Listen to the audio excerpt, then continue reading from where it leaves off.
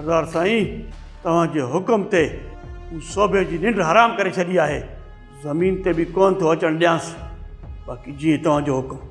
सुबुह आयो मूं वटि सावण, हिकु बि कान ॿुधीमांसि। मंठार सोभे जे दोस्त वठा ऐं मां जबल जे भाउ बावल खे क़ैद कयो आहे।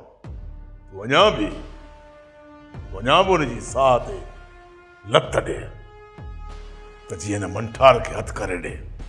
बालाज ख़ान, ॿुधण में आयो आहे त जबल सोभे वटि आयो आहे।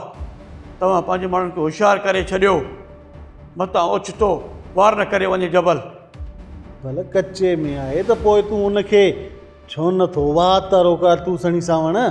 जबल असांखे ॿेले में सवलो हथु कोन ईंदो मुंशी। बाक़ी जेकॾहिं न ओचितो अची वियो त उफट मारींदासींसि।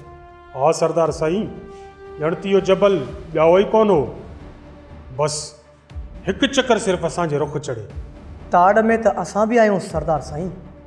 वर चढ़ी वियो त वाड़े छॾींदासींसि। जबल असां खां ॾाढो न आहे सरदार साईं।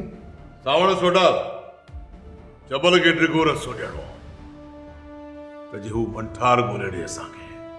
हुन खां पोइ न जबल सोभे बावल खे मौत जो मज़ो चकराइणो आहे।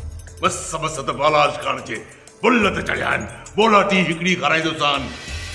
बालाज ख़ान, असांखे इजाज़त ॾियो त असां वञी पंहिंजे कम सां लॻूं।